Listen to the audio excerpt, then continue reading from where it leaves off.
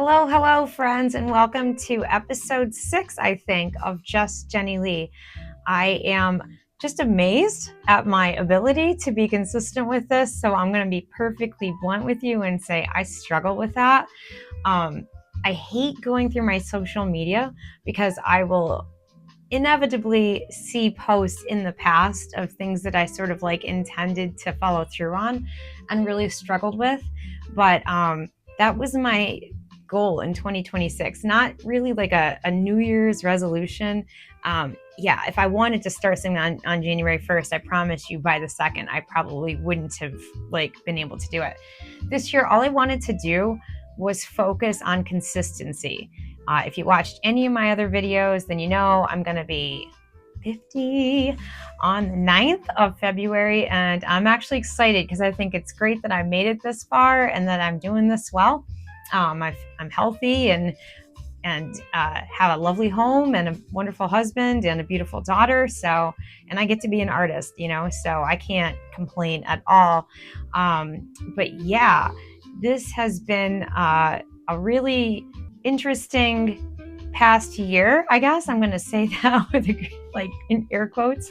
But I'm excited for this year because I just feel so invigorated to be doing this. And it all started with my daughter Naomi asking me to make her some crocheted scarves for Christmas. And how could I not accommodate that? But it ended up being like this long story, and I decided to tell it online, and that has really made all the difference in the world.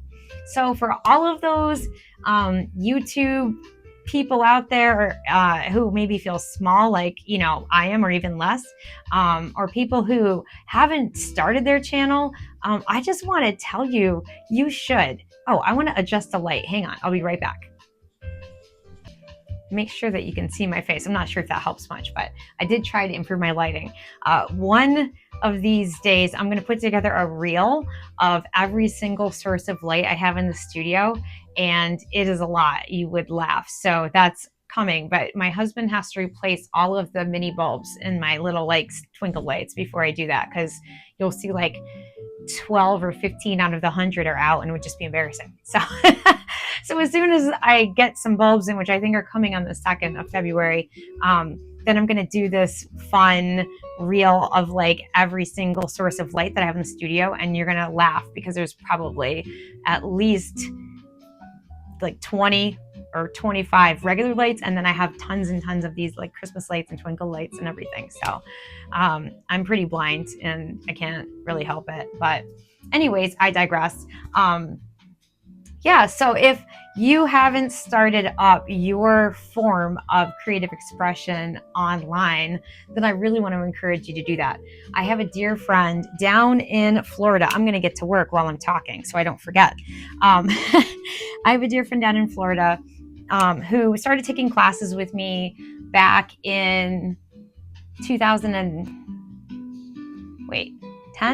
Somewhere in there. I forget. It's been over 15 years now, though. 2009, maybe. I forget. But anyways, I have been really, really, really trying to encourage her to become her own, content creator, because I think she would have really amazing appeal. And she sort of looks at herself, well, she's 70-ish, and I really think that she doubts her ability as an artist and doubts her ability to have anything of value to say, or that anybody would want to listen to her. And I think she's hysterical and witty and thoughtful and outspoken, which I love, and talented. And I just keep trying to tell her, you don't know, you could be creating a community of support on YouTube like I'm finding that I am. So I don't know. I just want to encourage you, if this is the start of your journey, like it is kind of for me, then I really encourage you, don't second guess yourself.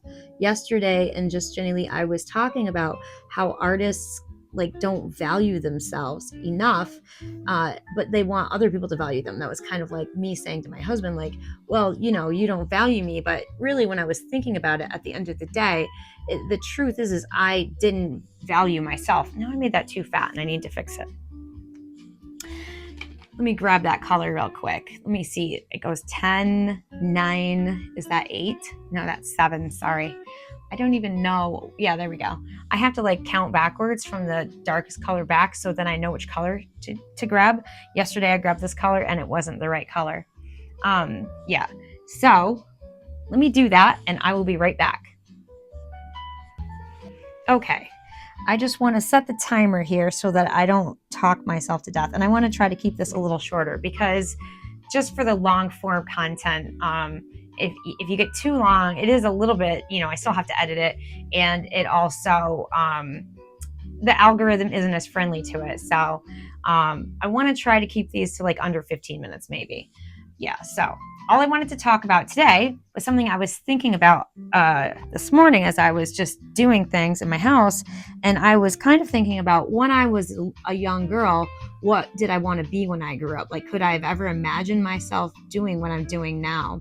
And it seems like a far cry from where I was. So when I was real young, when people would ask me, and I'm talking like 4 years old, when people would ask me, what did I want to be when I grew up? I would say a teacher, which I think is really interesting because I didn't go to preschool. I know that's kind of weird, but back in the day, preschool was kind of optional and mostly for people who actually like their moms worked and it was just like an extra outlet. It wasn't really like daycare. But my mom didn't work, so I stayed home and she actually taught me how to read and write and everything really. So by the time I got into kindergarten, I was well ahead of the other kids because in those days, you didn't go into kindergarten knowing how to do that from preschool because a lot of people didn't go to preschool. So anyways, at the time, I was like ahead of the curve. That curve has flattened since then. But people would ask me, what did I want to be? And I wanted to be a teacher. Somehow I just felt like instinctively that I wanted to be a teacher. And somehow I must have been exposed to some classrooms, even though I was the oldest child. So it's not like I had brothers or sisters in school. I only had 2 younger brothers. So then when I got older, interestingly enough, if you were to ask me what I wanted to be when I was like 7, 8, 9, 10, well, for my family, our faith became really important to us when I was in grade school. And so we started going to a church that actually was pretty active in missions. And I would like get a 50-cent allowance every week. And I would put that like in the mission plate. I wanted to send my money because we had other churches, I guess, in Haiti and other places. And so I wanted to be a missionary when I was a kid. And I wanted to be a missionary so bad that I remember when I took a foreign language for the first time in the 6th grade, I was given the option of Spanish or French. And interestingly enough, Haiti speaks, a version of French. And I know it's not the same. So if you want to come at me for that, but I didn't know, like I was, 11 years old or whatever it was. And I thought, initially, I know this sounds terrible, but I just naturally went with Spanish because the advisor said it was easier. But when I went home and told my parents that I had chosen that, they were like, oh, well, you probably should have chosen French. And I was like, why? Because, I didn't know any of French. I didn't know there were any French people in the United States, but I knew there were like Spanish speaking people even back then. So I thought like it would make more sense to take Spanish. And they said, oh, but Haiti, the language is French. And so I had already been in the class for a few weeks. Mind you, I'm one of those generations where your parents weren't really involved in the decisions of your life as much as they are now. So they learned after the fact that I was taking Spanish. And I was already in the class for just like 2 or 3 weeks. And I remember going to my advisor way back in like 6th grade and saying to them, hey, I want to switch to French. Because normally once you took it, you're going to be in it, and at least for a period of time. And my advisor was very reluctant, but I said, my family, I think, or at least me, I feel like I'm going to be a missionary at some point in my life to Haiti. And I really would rather take French than Spanish. And my explanation was so compelling, and my parents were so absent in it that the advisor was like, okay, and put me in the French class. So interestingly enough, I never became an elementary school teacher. If you watch my other just Jenni Lee videos, you'll learn more about my journey to where I'm at now. But I never did become an elementary school teacher. And it's even funny that I thought I would be one, because I didn't really, feel like I related to children when I got older. I didn't want to have any kids. It took me and my first husband many years for me to even decide to have a child. And so kind of funny that I went from, I went so far from that. But when I got older and people started to see my art talent back when my daughter was young and I was younger, I started teaching art classes, which is really, really interesting, because then from that time on, I kind of sporadically would teach them here and there. And that was always like a part of my life. And I remember always thinking to myself, gosh, it's almost like, I kind of knew in my heart of hearts, but I just didn't have a heart for like a classroom full of screaming kids. And if you are able to do that, then God love you, because I don't know how you do it. So, anyways, so the missionary part, interesting to me, because I remember back in the day, if you watch my other videos, you'll see like I was really, really devout. And even in my 30s, when I was still married to Naomi's dad, like we started having plans for adopting a child from actually Haiti back in the early 2000s. And we were considering like a variety of different mission trip opportunities through the various churches with which we were associated. And so, interestingly, Haiti started to go through martial law during that time. If you're old enough to remember that, like drop me an old lady emoji and tell me that I'm old. Haiti started going through martial law, and our whole adoption process got like from slow, like a 2-year thing, to like halted to like nothing. And so, during that time, maybe it had something to do with it. I don't know. We ended up going like through the divorce, and the whole Haiti thing like just went by the wayside. So no, I'm not planning on adopting a child from Haiti. My husband, if when he watches this, is going to be like, is there something I don't know about? No. Really what I was thinking about this morning, again, as I was getting ready, thinking about this stuff, I thought, well, I may never go to Haiti or another like country, but I think it's really fascinating that back in those days, I would have never been able to fathom even the internet when I was a young child, let alone, something as incredible as YouTube. And so now I'm here and I'm thinking about like all the different subscribers I've gained in the last month or so, and being kind of just amazed at the ability to have reach with my work and my story beyond my mind's capacity to understand.